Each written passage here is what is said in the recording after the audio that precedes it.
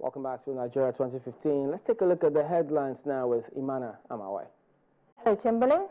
These are the headlines at this time. The Inspector General of Police has again warned voters not to remain at the polling centers after casting their votes on Saturday. Mr. Sulaiman Abba told a gathering in Abuja in very clear terms today that the security operatives expect everyone to vote and go. The IGP made the pronouncement during the Independent National Electoral Commission stakeholders meeting. This view had been opposed by the political parties and INEC. However, INEC Chairman Atahiru Jega has repeatedly maintained that voters could stay and protect their votes after casting their ballots, as long as they conduct themselves in such a way that they do not run foul of the Electoral Act. And one of the states worst hit by low collection of permanent voter cards is Ogun State. As the D-Day approaches, the Independent National Electoral Commission in Abeokuta declares that it is yet to take delivery of the last batch of the PVCs, which is about 153,000, belonging to residents of the state. An INEC official told journalists in Abeokuta, however, that he is optimistic the cards will still be delivered. And as the clock ticks faster towards the 2015 general elections, the electoral umpire says that ballot papers for this Saturday's presidential and National Assembly elections are to be moved from CBN vaults tomorrow. The Chief Press Secretary to the INEC Chairman, Mr. Kayode Idowu, says that all non-sensitive materials have already been distributed, while the ballot papers have been kept safely in the vaults of the central banks across the country. Moving on now. It's been a tragic day in France after reports came in that an Airbus A320 airliner has crashed in the French Alps between Digne and Barcelonnette. Officials say the jet belongs to the German airline Germanwings, a subsidiary of Lufthansa. The plane flight 4U9525 had been en route from Barcelona to Dusseldorf with 144 passengers and 6 crew on board.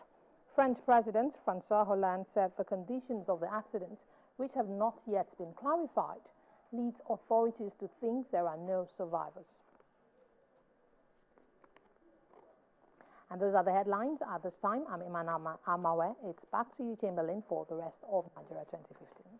Well, thank you, Imana. And then I'll just go over to Mr. Ajilola. Biodun Ajilola is an election observer. He joins us from our studios in Abuja.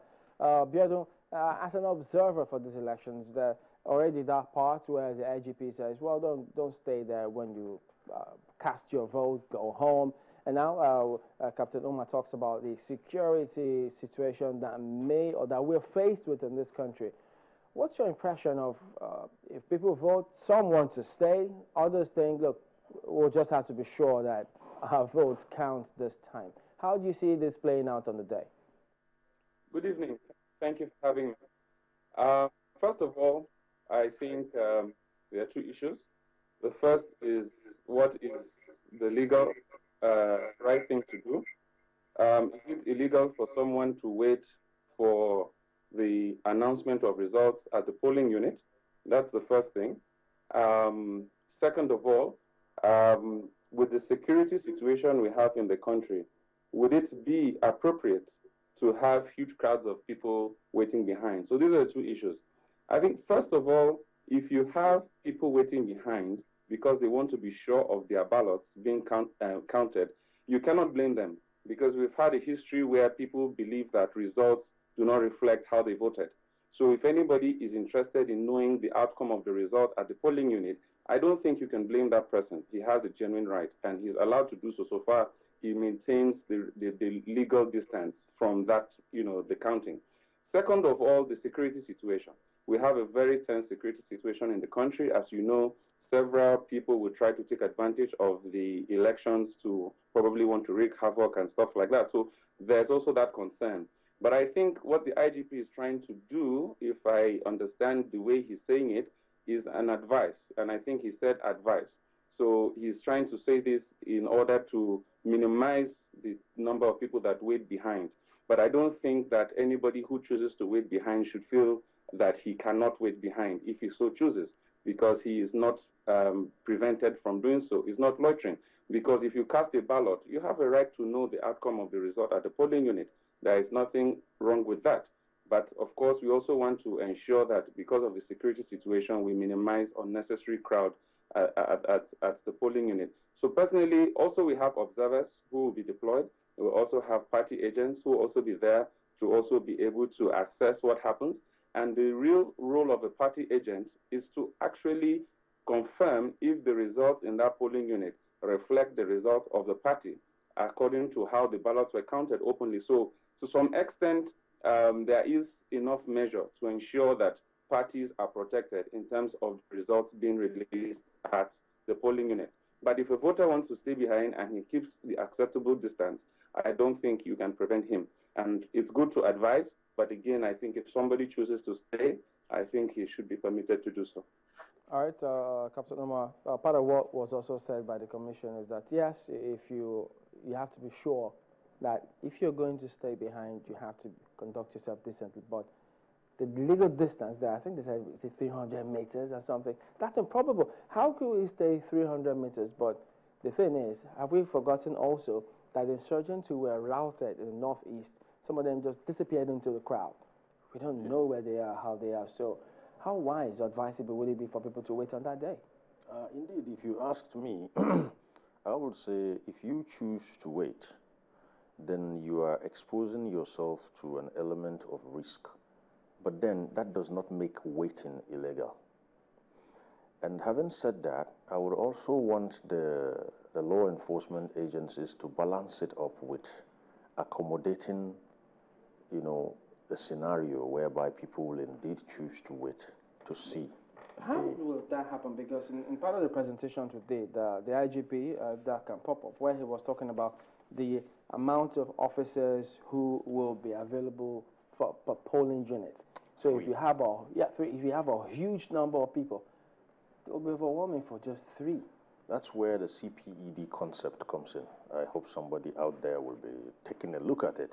Crime protection through environmental design is actually a situation where the outlay of the scenario itself makes it difficult for a crowd or people to do what you do not want them to do.